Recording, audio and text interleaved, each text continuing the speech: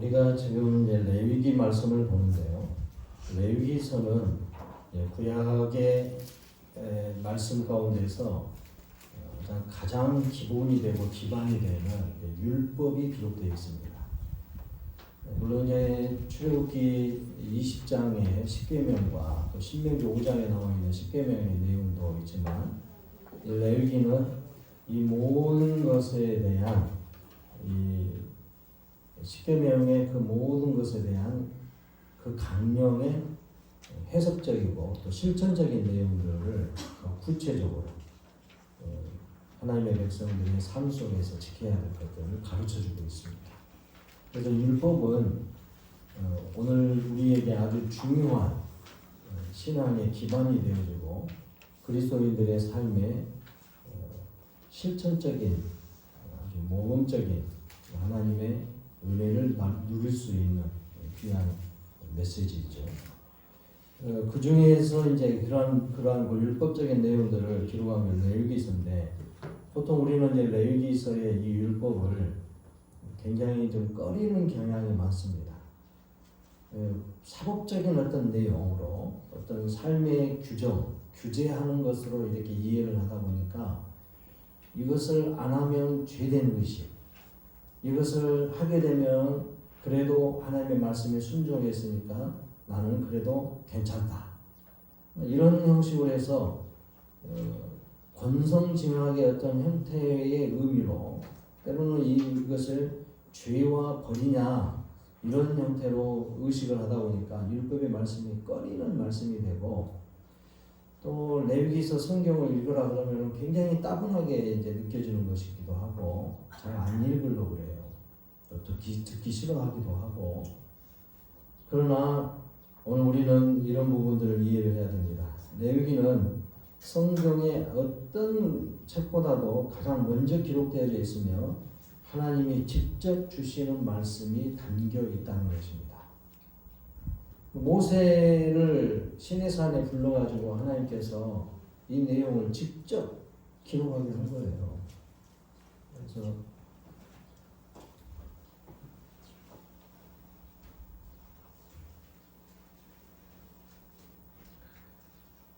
모세를 통해서 하나님께서 직접 기록한 하나님의 말씀이기 때문에 다른 어떤 내용보다도 하나님의 말씀이 직접적으로 이제 선포하신 말씀이 담겨져 있다는 것이죠. 그러니까 오히려 그 어떤 책보다도 더 귀중하게 여기고 하나님의 우리를 향하신 뜻이 인생을 향하신 하나님의 목적이 무엇인가를 더 구체적으로 알 수 있는 것이라는 거죠. 직접적으로 우리의 삶에 이제 적용이 되어져야 될 말씀이라는 겁니다. 여기에 이제 창세기부터 신명기까지 내용을 유대인들은 율법서학에서 토라, 그들의 말로는 그렇게 부릅니다. 토라. 우리는 이제 모세오경이라고 하죠. 그래서 모세오경의 중심부를 자리 잡고 있는 것이 레위기서라고 며칠 전에 이제 설명을 해드렸죠.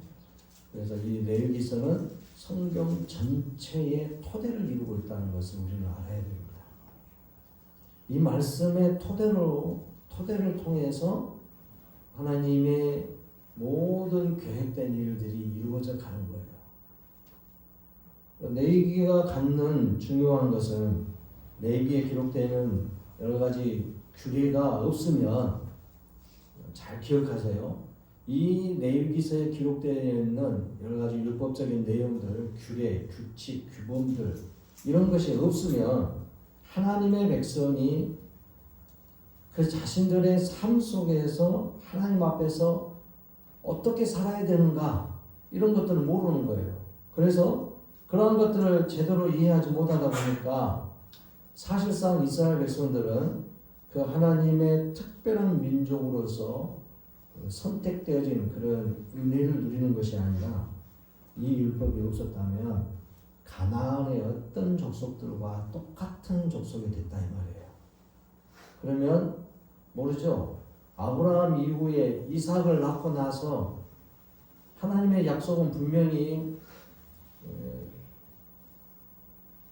하늘의 별처럼 바다의 모래알처럼 그렇게 무수히 많은 민족으로 성장하게 될 것이다 하고 약속을 했지만 하나님의 이 율법의 말씀을 받아들이지 않았었다면 이스라엘은 그냥 거기서 없어졌을 수도 있다는 거예요. 또는 뭐 이집트에서 사라져버렸을 수도 있고 그런 기회는 또 많았었죠. 사라져버릴 뻔한 그런 상황들이 얼마나 많았습니까? 특별히 이제 그 광야에서도 그랬죠.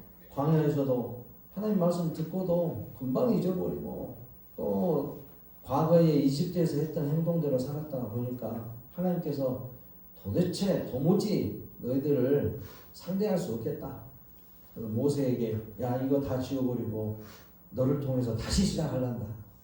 그 정도로 그것도 한두 번이 아니라 10번이나 그랬다고 합니다. 10번이나.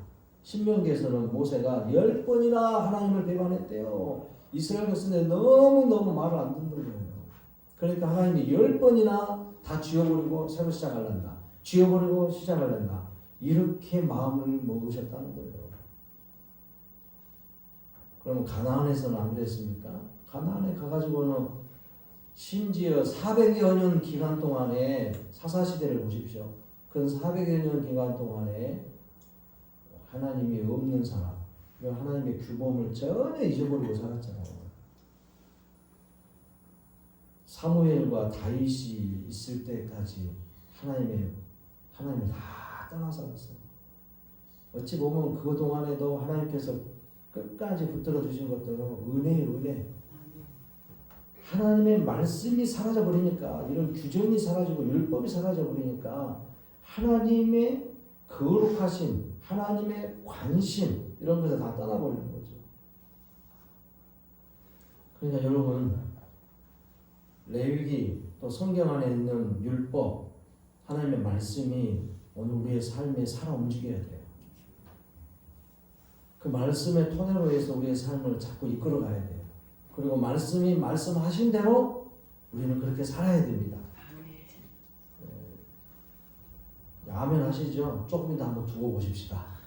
아멘 한대로 그렇게 내가 살아왔는가? 한번 확인해 보세요.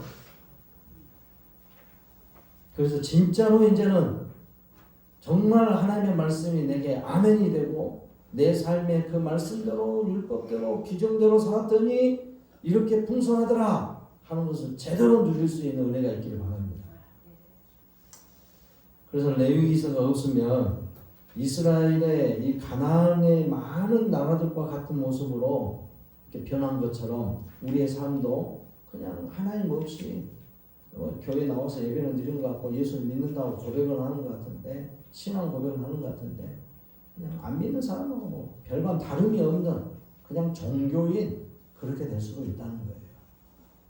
그러면 예수님이 오셔가지고 세상을 심판하시고 믿는 자들을 불러들이실 때에 우리가 그런 종교인으로서 살았던 사람들이 예수님을 제대로 믿지도 않고 그의 말씀대로 순종하지도 않았던 사람들이 주님 오실 때 주님을 맞이하면서 무슨 말을 들을 수 있을 것 같아요. 하나님 저도 덕풍중앙교회에 있었습니다. 뭐 손들어도 넌 누군데? 나 몰라야. 너 몰라. 하도 나 좀 봐주세요. 나 좀 봐주세요. 나도 덕풍중앙교회 다녔다고 하니까요. 그러니까 예수님이 전라도 사투리로 그럴 거예요. 모른답게? 모른다고? 잉? 걸 거야 이 말이에요. 그러면 그때 가서 따질 겁니다. 예수님이 그렇게 말씀하셨죠. 그 마지막 때에 전혀 모르는 사람들 향해서 도무지 모르겠다 하는 사람들 향해서 하나님께서 내쫓아버리니까 문전박대 하니까 문 밖에 나와가지고 이를 갈면서 통곡한다고 그러잖아요. 레위기에 기록된 율법은 추상적인 어떤 도덕 체계가 아닙니다.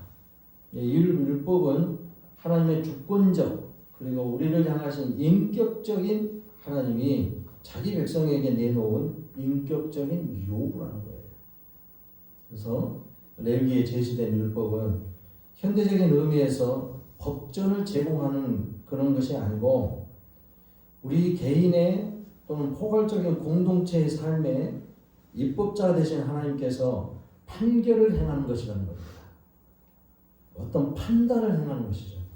그리고 이스라엘 세계관에 따라서 살도록 이끄는 법적 원리에 기반을 둔 예증적인 그런 사건이나 화제에 대해서 선별된 견본을 제공해 주는 겁니다. 본보기라는 거죠. 이렇게 사는 것이 하나님의 거룩한 백성들의 삶이다. 이렇게 살아야지 하나님과 함께하는 사람의 모습이다. 이런 말이에요. 그런 우리의 이제 세계관이 이제 달라지는 것이죠. 그래서 구약율법의 목적은 이스라엘 사람에게 간단하게 참고할 그런 법적 도구를 제공하는 것이 아니고 근본적인 가치, 한평생 하나님 앞에서 사는 모습이 어떤 것인가, 어떻게 살아야지 하나님과 함께하는 삶의 모습인가, 이것을 가르쳐주는 거예요. 다시 말하면 구약율법의 목표는 사법적인 그런 법적인 그런 내용들이 아니라 교훈적이라는 거예요. 사랑하는 성도 여러분, 하나님께서 선포하시는 이 구약의 율법은 입법자이신 하나님과 그의 백성들 간의 관계적인 모습으로 해석해야 될 내용인 겁니다. 어떻게 하면 하나님과 좋은 관계, 하나님이 우리를 그리스도 안에서 거룩하게 하셨으니까 거룩한 백성으로서 그렇게 정한 사람, 정결한 사람으로 살 수 있겠는가, 이런 것들을 본다는 거죠. 그래서 우리는 이 레위기서 말씀을 자주 읽어보고 그 말씀을 우리 삶에 잘 적용할 줄을 알아야 됩니다. 십계명이 그 광범위하고 포괄적인 윤리적인 원리를 표현해주고 있고 이후에 여러 법전들이 여기 이제 세부적으로 살을 붙여가지고 삶의 구체적인 모습에서 하나님의 거룩한 백성으로 어떻게 살겠는가 하는 것을 가르쳐주고 있는 겁니다. 그래서 주님이 완성하셨다는 은혜의 일을 기억하면서 그 율법이 하나님의 거룩한 백성의 삶의 기반이 되어지기를 소망하며 내 삶에 내가 하나님의 거룩한 백성으로서 주님 나라가 온전히 임할 때까지 이 말씀의 토대 안에서 살아야 되겠다. 그래서 하나님과 끝까지 함께하는 삶을 누려야 되겠다. 그 어디나 하나님의 나라를 유지하며 살아야 되겠다는 것이죠. 그런 믿음의 일이 여러분 안에 있어져서 삶의 이 율법을 생활의 원리로 삼으시길 바랍니다. 레위기의 모든 레위기서 27장의 내용들을 간략하게 이제 구분을 하면 1장부터 7장까지가 하나님 앞에서 제사법이죠. 하나님 앞에 어떻게 나아가야 되겠는가? 거룩하신 하나님 앞에 나아갈 때에 어떤 방법으로 나아가야 되는가? 다 대부분이 내가 직접 나갈 수 없기 때문에 나를 대신하는 희생의 제물을 가지고 나가게 됩니다. 그것에 이제 제사법의 중심되는 것도 5가지 제사법 중에 번제, 소제, 화목제, 또 속죄제, 속건제, 이 제사법 중에서 중심이 되는 게 이제 화목제, 그리고 속죄제, 속건제. 죄 사함의 은혜의 일이 가장 중심이 되는 거예요. 그리고 화목제가 그러니까 중심 주제가 돼서 하나님과 백성과의 화목하는 것. 그러려면 어떻게 해야 되느냐? 온전한 헌신 가운데서 나오면서 죄를 속함받고 나와야 된다. 근데 구약의 그 제사법으로는 죄 사함이 없습니다. 죄 사함이라는 것은 오직 예수 그리스도 안에서 이루어진 거예요. 그 제사법을 통해서 온전하신 그리스도가 되신 대제사장 되신 예수님을 통해서만이 구원을 얻고 죄 사함을 받는다. 그렇게 말하는 거예요. 그걸 보여주는 상징적인 모습들이에요. 그러니까 구약의 이스라엘 백성들은 그 제사법을 통해서 자기들이 구원받는다고 생각했던 것이 이제 오류죠. 잘못된 생각이죠. 오늘 이건 분명히 알아야 됩니다. 그리스도를 통해서 죄사함을 받는 거예요. 그 말도 맞는 말이잖아요. 분명하잖아요.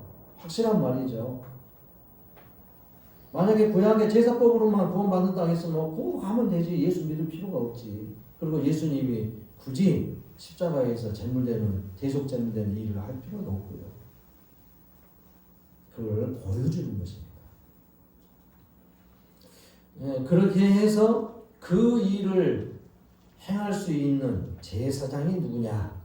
그 사람들은 어떻게 행동을 해야 되느냐? 그게 이제 레위기 8장부터 10장까지 내용이에요.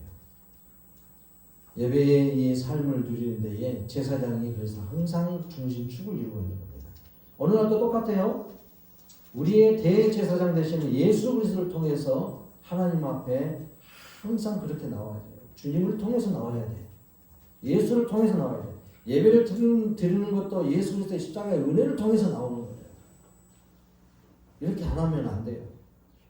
기도도 예수 그리스도를 통해서, 찬송도 예수 그리스도의 은혜를 통해서 찬양하고 기뻐하는 것입니다. 우리의 삶의 모습이 예수님의 십자가의 은혜 때문에 살고, 그래서 정결한 삶을 누린다 이 말이죠.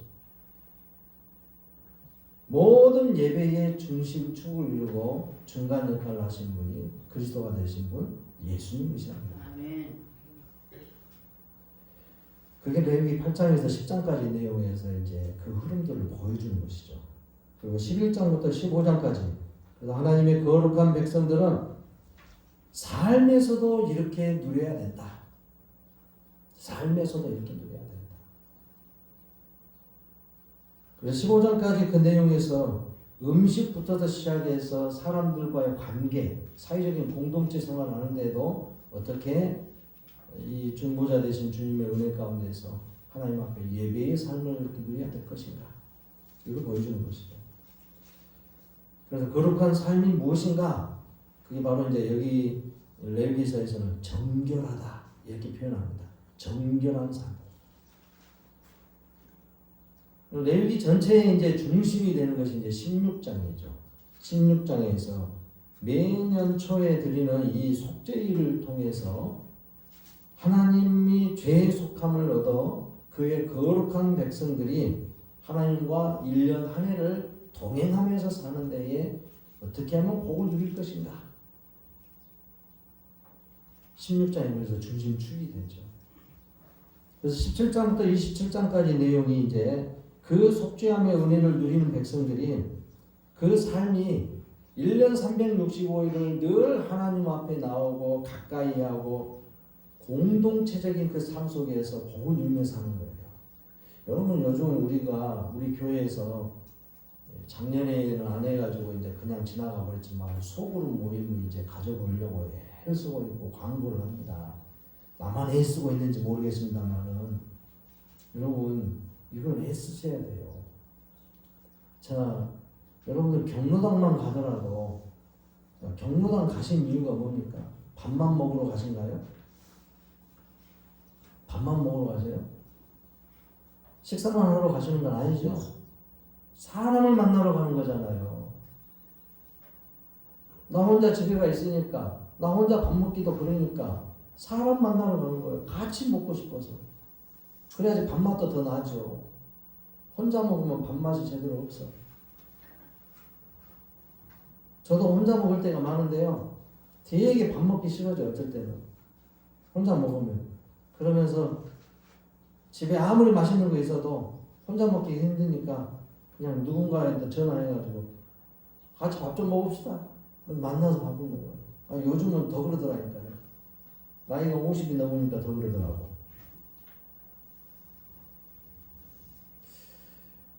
이런 것들이 우리에게 좀 필요한 것이죠. 사람을 만나야 돼요.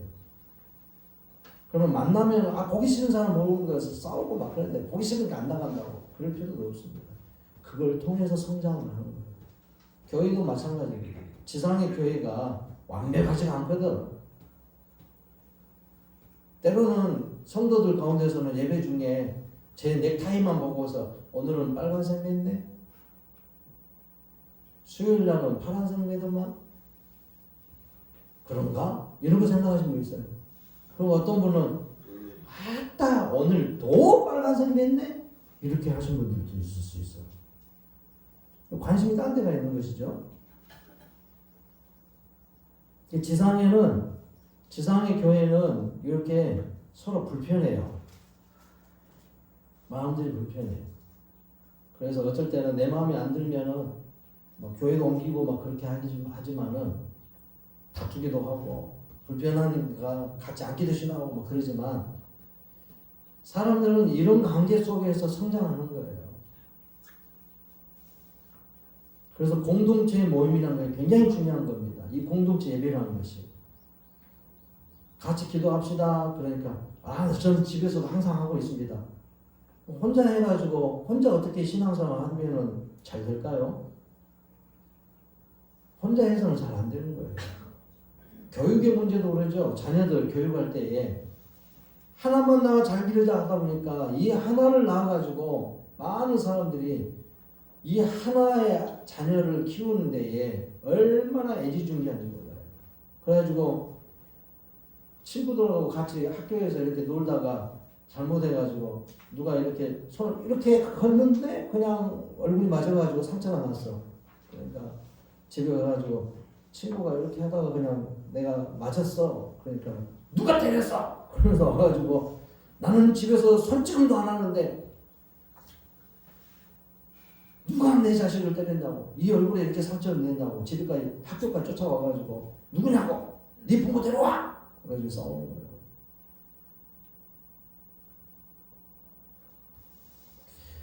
그러니까 이렇게 해서 혼자만 그렇게 키우고 친구들과 교제도 안 하고, 또 아이들 보십시오.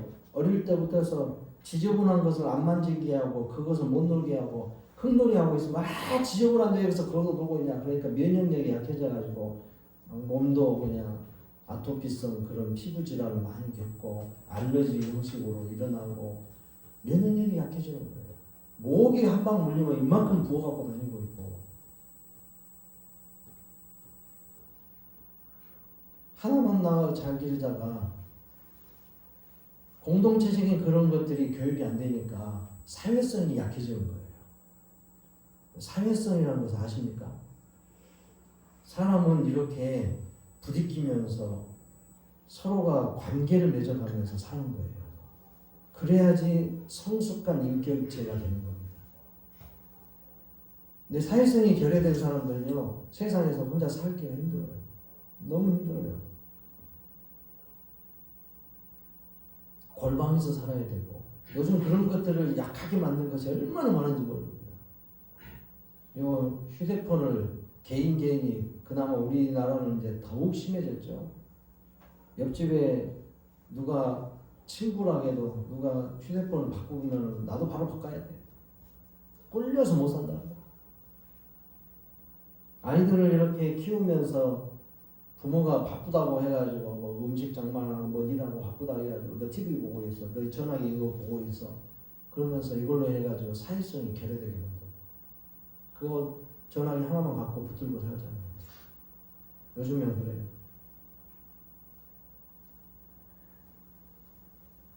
이런 것들이 이제 오늘 우리들에게 아주 중요한 메시지이기도 합니다. 그러니까 하나님이 이 17장부터 27장까지 내용 속에서 주신 말씀을 보면 공동체의 삶을 통해서 보여줘야 될 일들을 그 말씀을 보여주고 있는 거예요. 어떻게 하면 공동체 안에서 서로 공동체가 아름답게 성장할 수 있겠는가? 이게 하나님 나라의 백성들의 공동체적인 삶의 모습에 필요한 법이라는 것이죠. 여러분, 우리는 하나님께서 주신 율법은 그리스도 안에서 구원받은 백성들에게 은혜 안에서 주신 말씀인 것을 깨달아야 됩니다. 그래서 그리스도 안에서 모든 성도들이 주의 말씀 앞에서 순종의 삶을 살아가며 더욱 풍성한 복을 누리게 하셨다는 것, 이것을 깨닫기 바랍니다. 그리고 공동체적인 그 은혜 안에서 주신 말씀이기 때문에 여기 안에서 구원의 은혜를 더 많이 느끼고 또 감사하고 지상에서 우리가 삶을 누릴 때 그 풍성한 은혜 속에서 더 풍성한 복을 누릴 수 있는 은혜가 더 채워질 줄로 믿습니다. 오늘 우리가 이제 본 레위기서 내용은 이런 겁니다. 레위기서 11장의 내용인데 11장의 내용은 이제 사람들의 식탁, 즉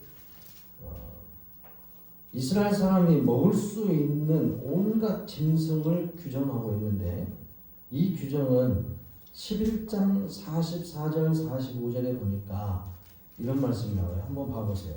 11장 44절 45절 우리가 그걸 읽지 않았습니다만 같이 한번 읽어볼까요?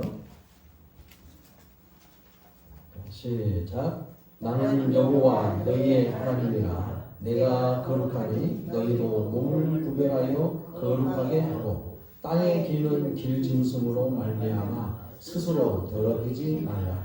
나는 너희의 하나님이 되려고 너희를 애굽 땅에서 인도하여 낸 여호와라. 내가 거룩하니 너희도 거룩할지어다.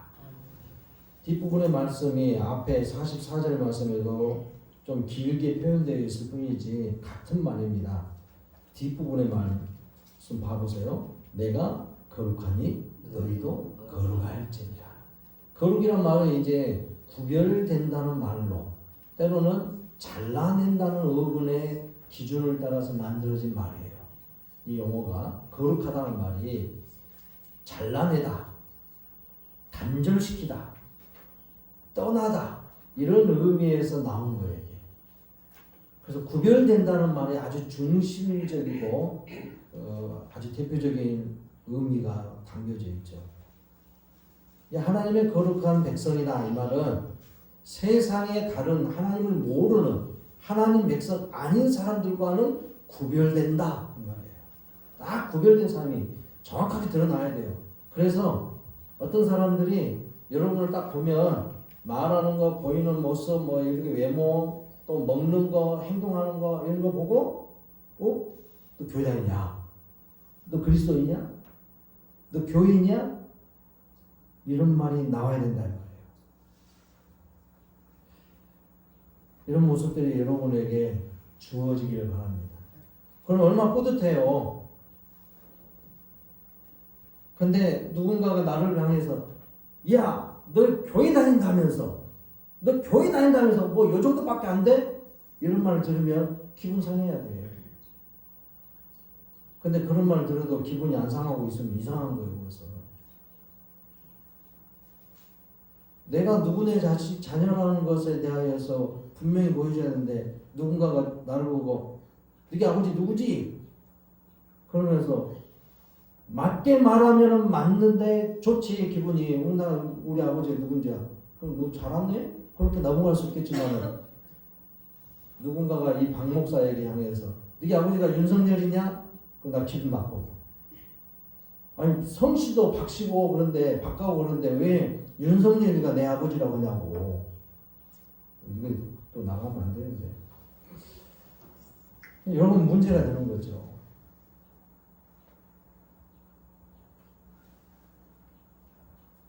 하나님이 거룩하니 너희도 거룩하라. 이 말씀이 중요한 목적입니다. 왜 이런 정결한 음식을 이렇게 구별시켜가지고 이것만 먹어야 된다 하고 말하고 있냐는 말이에요. 하나님의 거룩함을 담아가는 거죠.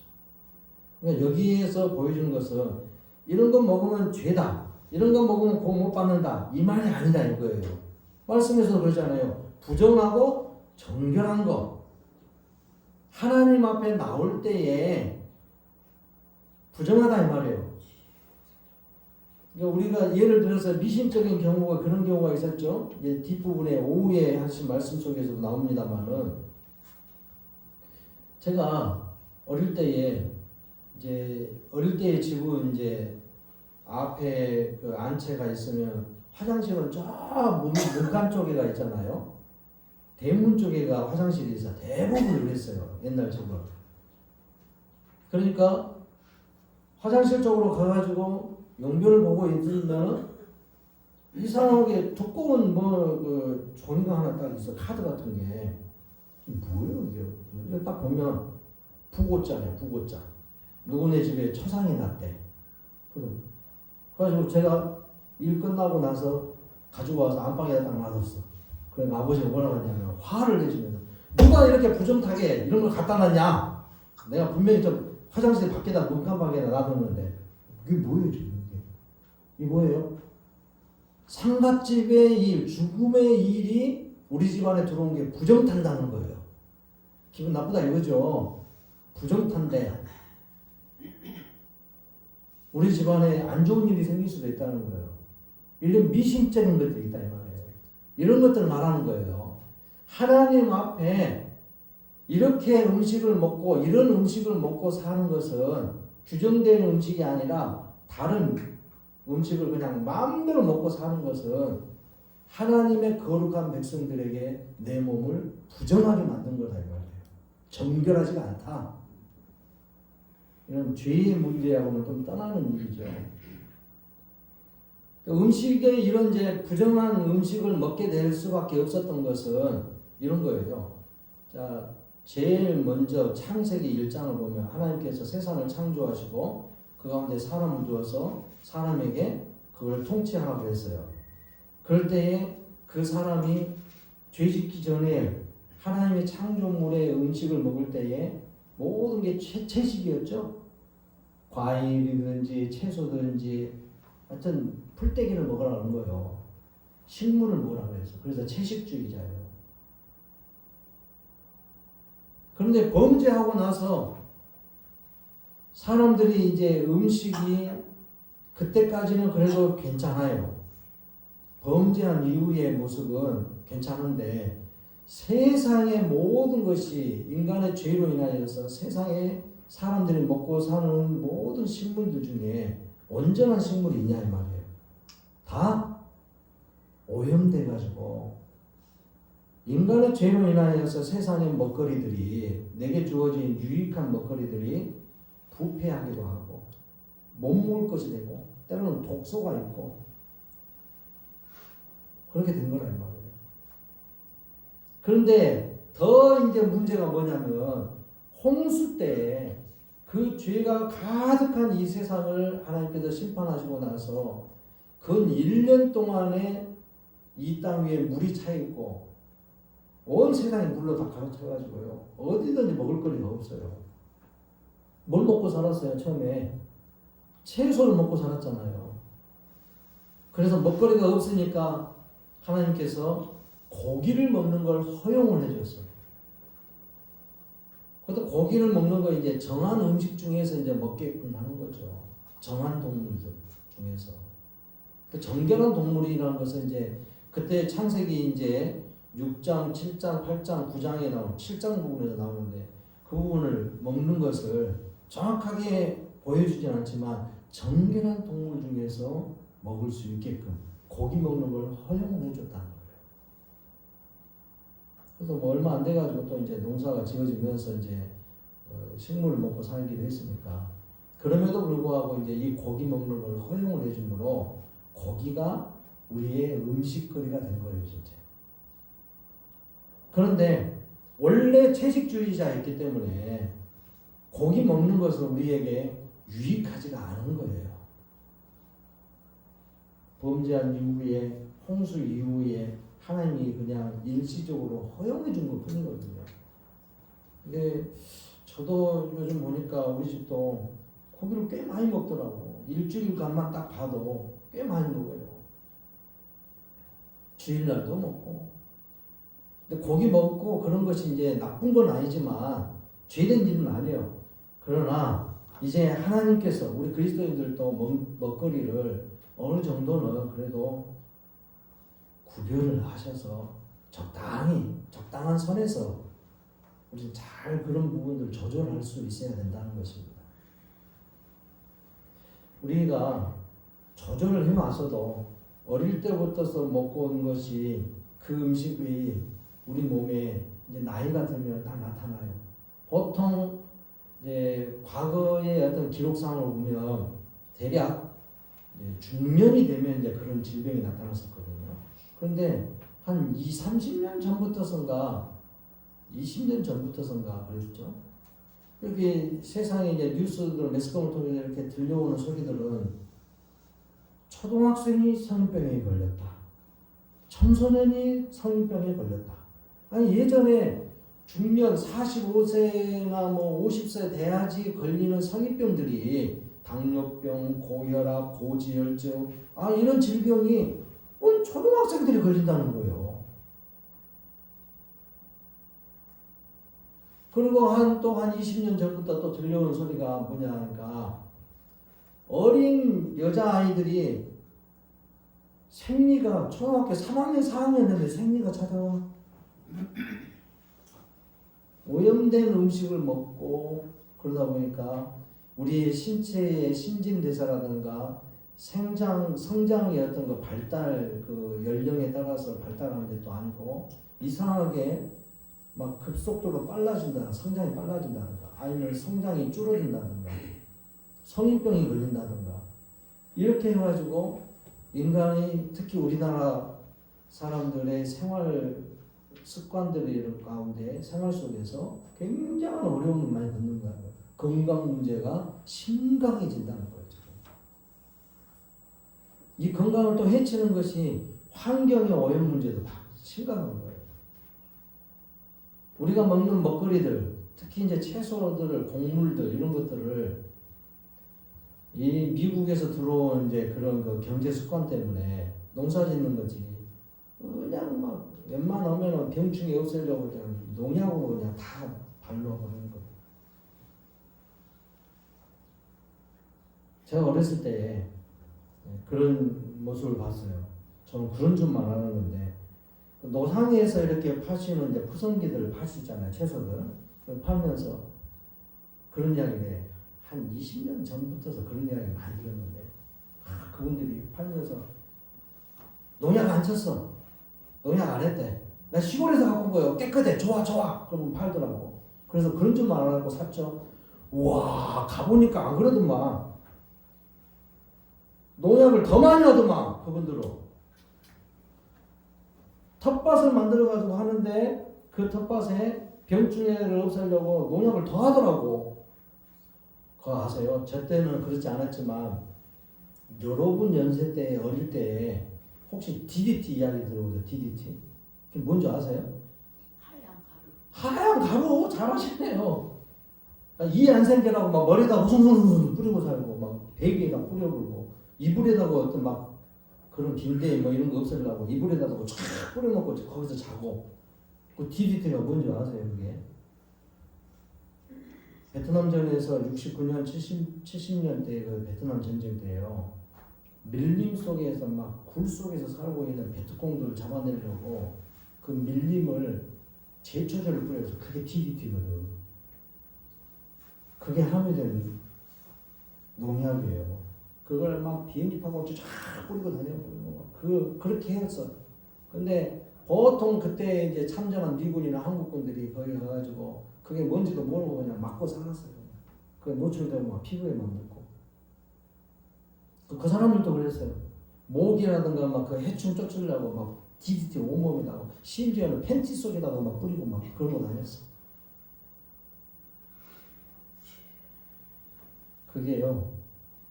암을 유발하는 물질이에요. 아주 독한 화학물질이죠.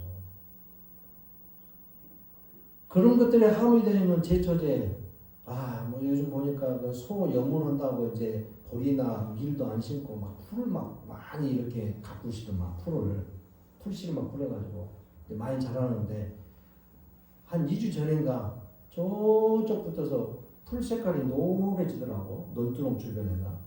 왜 그런가 했더니 아침에 거기 지나가다 보니까 거기 농사하신 분들이 농약을 가지고 제초제를 뿌리고 있더만. 논두렁으로 삥 돌려가지고 거기만 한 줄 알았더니 이쪽도 하고 계시대. 그래서 딱 보시면은 금방 태날 거예요. 논두렁에 사각형 해가지고 그 주변은 노랗게 되더라고요. 근데 거기만 뿌린 것 같지만 그 제초제가 이제 물에 흘러가지고 옆에 있는 다른 이제 풀들에게 들어가지고 풀 속으로 스며들어가지 않겠어요? 풀이 이제 그 공급에서 받아먹고 있겠죠. 거기에 이제 축적된 것을 소가 이제 먹어. 여물로 가져가니까 소가 그걸 먹을 거 아니에요. 그러면 이제 그 소고기는 누가 먹어요? 우리가 먹잖아요. 그럼 우리 뱃속에 우리 몸속에 이제 채워지는 거예요. 그거 배설도 안 돼요. 어떻게 나가도 안 해. 축적되는 거예요. 그게 많이 축적되면 그게 이제 결국은 우리의 몸에 암덩어리가 만들어집니다. 그러니까 환경도 그런 식으로 오염시킨 게 얼마나 많은지 몰라요. 금요일 날 이야기한 것은 이제 더 구체적으로 할 건 없고 조금 이제 맛배기만 보여드릴게요. 그리고 요즘 그 세탁기 많이 쓰시잖아요. 근데 우리의 이 섬유가, 옷 입은 이 섬유가 다 어떤 겁니까? 옛날같이 모시적삼 또는 목화로 만든 옷, 면 종류의 옷들이 요즘은 거의 없어요. 전부 다 뭐예요? 석유화학 제품이란 말이에요. 석유화학 섬유로 만든 거예요. 그러니까 태우면은 시커먼 연기 나가지고 냄새도 고약하게 나는 그렇게 나오죠? 요 옷들이 전부 그런 거란 말이에요. 이걸 빨아 세탁기에 돌려. 특히 청바지 같은 경우. 그래서 옷이 이렇게 떨어져 나가는 그 잔여물들이 이게 이제 결국 플라스틱이다 이 말이죠. 요 섬유의 잔여물들이 막 떨어져 나가가지고 물속으로 들어가 하천으로 흘러가. 그걸 이제 누가 먹어요? 물고기들이 먹죠. 바다로 흘러가. 바다에도 지금 태평양, 대서양, 인도양 저 멀리에 배들이 잘 안 다니고 사람들이 잘 안 다니는 그 바다에 어마어마한 플라스틱 덩어리 쓰레기들로 섬이 만들어져 있대요. 뭐 그냥 여의도 그 땅덩어리보다는 몇백 배 되는 막 그런 지금도 막 점점 늘어나고 있대요. 밑에는 얼마나 깊은지도 모른대요. 그 깊이를 알 수도 없어. 플라스틱 덩어리가 섬을 이루어가지고 심각한 문제입니다. 거기에서 여러분들 TV에서 보지 않았습니까? 돌고래가 비닐봉지에 걸려가지고 막 숨을 못 쉬어가지고 막 허우적대고 있는 거 못 보셨어요? 또는 뭐 펭귄이나 뭐 이런 뭐 돌고래나 다른 물고기들이 막 그물에 걸려갖고 다니고 있고. 요즘 우리 길 잃어버린 주인 없는 우리 교회에 여기 와 있는 개 중에서 수컷개, 암컷도 전에 그랬거든요. 아니 새끼도 그렇게 다니더라고. 누가 올가미를 만들어놨는가? 쇠줄로 올가미를 목에 걸고 다녀요. 근데 수컷을 그걸 어떻게 빼내려고 발버둥 치다가 요 목에가 껍질이 싹 벗겨지라고 있어요 지금. 이 목에가. 아니 여기만 그런 줄 알았더니 여기까지 다 해놨더라고. 다 이렇게 걸려가지고 껍질이 벗겨질 정도로 그걸 빼냅니다. 그래서 다 빼져가지고 다니긴 해요. 다행히도 그 철사가 딱 조여지지 않고 그것이 그래도 헐렁헐렁해서 빠지더라고요. 그래서 어떻게 빼갖고 다니고 있어 지금. 근데 상처가 이렇게 깊어. 이제 이런 것들이 온 지구상에가 가득한 거예요. 그래서 그 물고기들이 그렇게 플라스틱을 섭취해갖고 몸에 쌓여 있는 것들을 우리가 또 먹어요. 우리가 그걸 먹어. 그 수돗물도 아무리 정제해도 정화를 시켜도 그런 것들은 정화를 못 시키는 거예요. 그래서 누군가가 횟감을 먹어가지고 맛있다고 해가지고 회를 먹고 있는데 거기 자연산에 당해서 좋게 맛있다고 이제 딱 먹고 있는데 무엇이 입에 걸려. 그래도 보니까 플라스틱 조그만 쪼가리가 하나 들어있는 거. 이런 것이 수북하다 이 말이에요. 작은 건 아무것도 아니에요. 미세한 플라스틱 가루들이 물에 떠다니는 거예요. 온 지구가 오염되어 있어요. 땅은 농약을 많이 해가지고 그것 때문에 그러고 그래도 영암이나 영광이나 뭐 이쪽은 지금 뭐 유기농법을 한다 해가지고 우렁이 농법 뭐 이렇게 하기도 합니다만은 과수원도 농약 안 한다 합니다만은 농약 많이 하더라고요.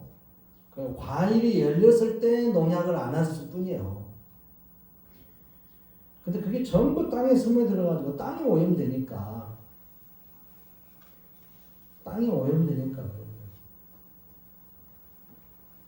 우리가 그걸 먹고 있는 거지. 그러면서도 건강하다고. 그러니까 이것이 바로 뭐냐? 하나님의 거룩한 백성들은 먹는 것도 거룩해야 된다. 뭔가 구별돼야 된다 이 말이죠. 그러니까 왜 그러냐? 건강하게 살라는 그런 의도도 있지만 이 건강을 지키면서 사는 것이 하나님께 영광이다 이거예요. 그러니까 고린도전서 10장 31절에서 바울이 그랬잖아요. 먹는 거, 마시는 거, 무슨 일을 하든지 간에 특히 먹고 마시는 것도 하나님의 영광을 위해서 하라. 하나님의 거룩한 모습을 보여야지. 그걸 말하는 거죠. 그러니까 예수 믿는다고 하면서 너는 맨날 병원만 다니냐? 너 하나님 믿는다. 네가 하나님한테 좀 건강을 위해서 기도 좀 해봐라. 그럴 거 아니에요. 그럼 하나님의 영광을 가리는 거죠. 그것이. 여러분 이제는 과거에는 어쩔지 모르지만 이제 알았으면 말씀이 기뻐하시는 대로 그렇게 한번 해보세요. 지금이라도 늦지 않았습니다. 이제는 그런 마음을 가지세요. 내 건강도 하나님의 영광이 드러나야 된다. 하나님의 거룩한 백성으로서 내가 건강하게 살기 위해서 최선을 다해야 된다. 그래서 지금부터 먹거리를, 그래서 먹거리도 준비할 때 여러분 이제 텃밭 많이 하시잖아요. 텃밭 많이 갖고 오시는데 약을 하려고 할 때 소득이 적게 나오고 고기 좀 흉한 것이 되더라도 약하지 마시고 최대한 하지 마시고 아침 일어나서 벌레도 잡아주고 그래서 운동도 하잖아요. 그렇게 하면서 운동도 해.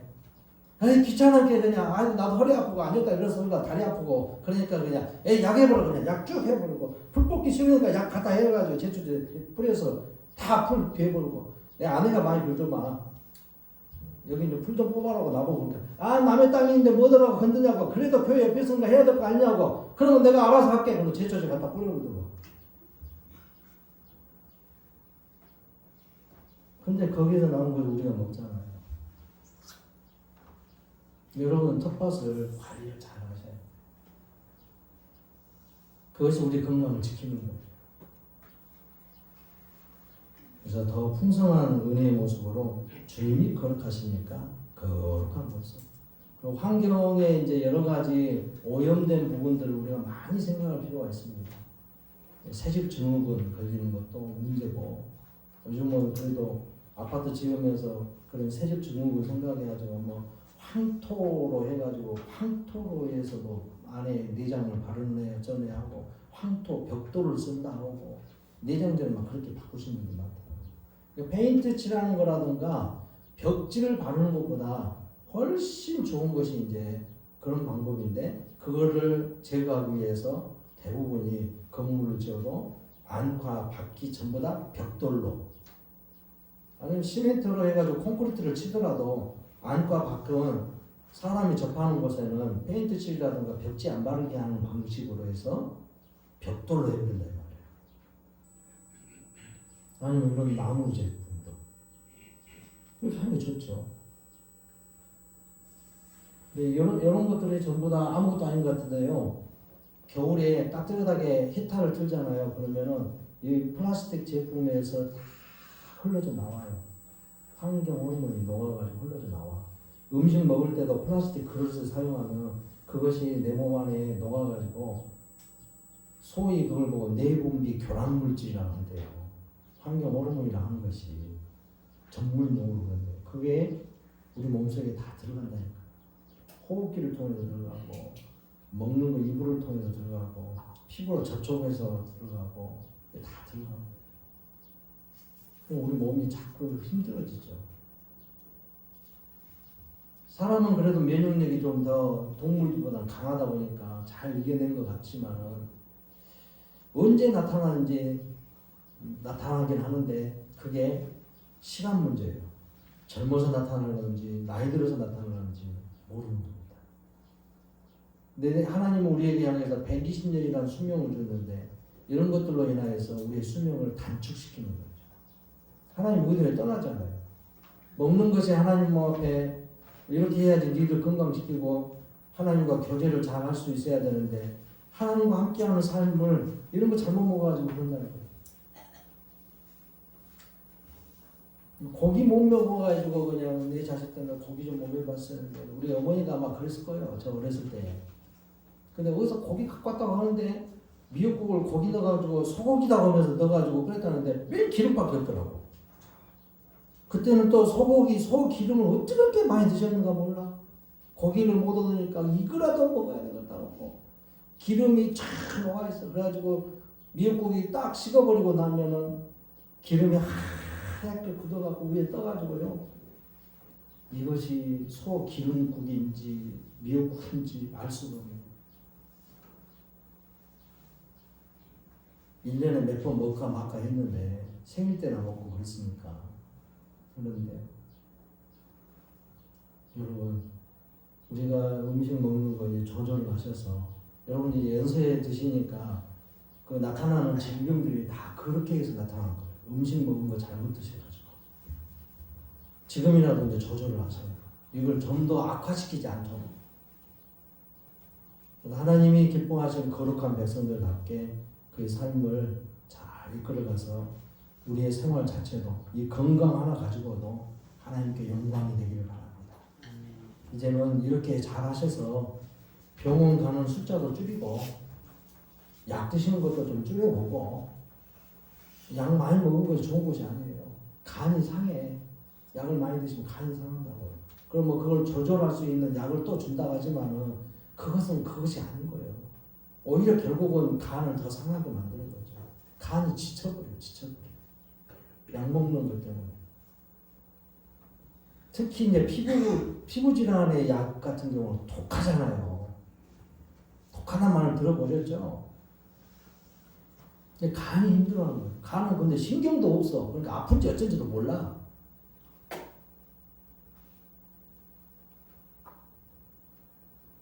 그 술 많이 드신 분들이 간경화에 쉽게 걸리는 이유가 그거예요. 그 알코올을 계속 드시니까 간이 견디겠어요. 날마다 그냥 몇 병씩 드셔보니 간이 힘들어하죠. 시간 문제인 거예요, 그것도. 이게 창조의 원리인데다가 하나님이 거룩하시니 주의 백성이 거룩한 가운데, 순종의 그 열매는 음식부터서 시작되는 겁니다. 우리의 식생활, 그 식생활에서 또 음식을 담아놓는 그릇, 용기, 이런 것들을 또 최대한으로 줄이셔야 돼요. 이제 이렇게 말씀을 드렸는데도 안 바꿔지면 제가 이제 알아서 행동합니다. 교회에서부터 시작해가지고 여러분들 성도들 돌아다니면서 가정마다 혹시 아직도 플라스틱 제품 써가지고 막 그렇게 쓰고 있는 분들 그냥 내가 가갖고 다 갖다 버릴 수도 있어요. 교회에서도 마찬가지입니다.